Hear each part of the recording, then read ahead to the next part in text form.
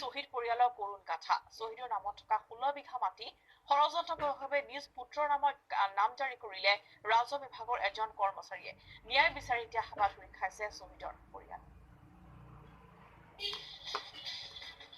শ্বহীদ পৰিয়ালৰ মাটি বেদখল ৰাজহ কৰ্মীৰ ৰাজহ কৰ্মীয়ে নিজ পুত্ৰৰ নামত নাম জাৰি কৰিলে শ্বহীদ পৰিয়ালৰ মাটি ন্যায় বিচাৰি হাবাথুৰি শ্বহীদৰ পৰিয়ালৰ কাৰ্বি আংলং জিলাৰ ফুলনি ৰাজহ চক্ৰৰ অন্তৰ্গত হাওড়াঘাটৰ যমুনা গাঁৱত সংঘটিত হৈছে ভয়ংকৰ জালিয়াতিৰ ঘটনা শ্বহীদ পৰিয়ালৰ 16 বিঘা মাটি নিজ পুত্ৰৰ নামত নাম জাৰি ৰাজহ বিভাগৰ কৰ্মচাৰীৰ 1999 চনৰ আগষ্ট মাহত পুত্ৰৰ চিকিৎসাৰ বাবে শ্বহীদ বিদ্যাধৰ লস্কৰৰ পত্নী কিৰণবালা লস্কৰে 16 বিঘা মাটি 1 লাখ টকাত বন্ধকত দিছিল ফুলনিৰ ৰাজহ চক্ৰ কাৰ্যালয়ৰ তেতিয়াৰ মণ্ডল পূৰ্ণকান্ত লস্কৰক নিজৰ আত্মীয় হোৱাৰ বাবে কোনো লিখিত কাগজ অবিহনে পূৰ্ণকান্ত লস্কৰক উক্ত মাটি ভোগ কৰিবলৈ দিয়ে কিৰণবালা লস্কৰে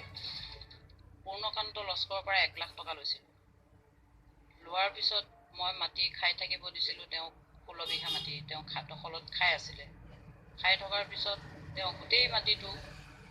নিজৰ নামত মনে মনে পুতেকহঁতৰ নাম দি পেলাই উঠাই লৈছে যে সেই কথাটো মই নাজানো তাৰপিছত আমি যেতিয়া পইচা ঘূৰাব গৈছোঁ যাওঁতে পইচাটো নলৈ পেলাই মোৰ মাটি মোকেই বিক্ৰী কৰিব বিচাৰিছে যে মই ডকুমেণ্টছ দিম এতিয়া যিটো দৰত চলি আছে সেইটো দৰত মোক পইচাটো ঘূৰাই দিলেই হ'ল 2011 চনত মাটিখিনি বুকলাবলৈ পুনৰ পূৰ্ণকান্ত লস্কৰৰ ওচৰলৈ যায় কিৰণবালা কিন্তু মণ্ডল পূৰ্ণকান্ত লস্কৰে পাভলুটি মাৰি কয় সেয়া তেওঁৰহে মাটি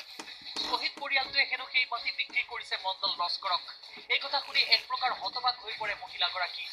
পাছত ফুলনি ৰাজহ চক্ৰ বিষয়ৰ কাৰ্যালয়ত RTI কৰাত পোহৰলৈ আহে জাল চহীৰে মণ্ডল পূৰ্ণকান্ত লস্কৰে তেওঁৰ 2 পুত্ৰ ভৰত আৰু শৰৎ লস্কৰৰ নামত নাম জাৰি কৰিছে সমগ্ৰ মাটিখিনি যেতিয়া পইচাটো আনিবলৈ গৈছিলে আনিবলৈ যাওঁতে কথা বতৰা কিন্তু মই পাতিছিলোঁ কিন্তু বিক্ৰীৰ ক্ষেত্ৰত আমি পাতা নাছিলোঁ যে পইচাটো ল'ম খেতিটো খাই থাকিব তেনেকৈ আমাৰ কথা আছিলে তাৰপিছত যেতিয়া আমি পইচাটো পাইছিলোঁ পোৱাৰ পিছত আমি ঘূৰাবলৈ গৈছিলোঁ ঘূৰাবলৈ যাওঁতে তেওঁলোকে মোক বহুত বেয়া ব্যৱহাৰ কৰিছে আনহাতে পূৰ্ণকান্ত লস্কৰৰ এনে দুষ্কাৰ্যৰ কথা প্ৰকাশ কৰিছে মাটি নাম জাৰিৰ সময়ত জালিয়াতিৰে চহি লোৱা সাক্ষীয়েও আমাৰ পেহীৰ 6 বিঘা মাটি মই মানে দান দিবলগীয়া আছিলে দান দিয়া চহী এটা কৰিছিলোঁ মোক কৈছিলে এইকেইটা চহী দুটা কৰ ক'লে মই চহী দুটা কৰিলোঁ এই চহী দুটাৰ সূত্ৰে তেখেতে পতা কৰিছে মাটিখিনি মোৰ নামত নাছিল এইখিনি মোৰ ভাইটি আৰু মোৰ মাহীমাৰ নামত আছে আৰু মোৰ চহী দি পতা কেনেকৈ কৰিল তেখেতে জানে এইবিলাক মই ক'ব নোৱাৰোঁ ইফালে সদ্য অৱসৰপ্ৰাপ্ত ৰাজহ বিভাগৰ কৰ্মচাৰী তথা মণ্ডল পূৰ্ণকান্ত লস্কৰে উক্ত মাটিখিনি বিক্ৰী কৰে হাওড়াঘাটৰে আন এটা পৰিয়ালক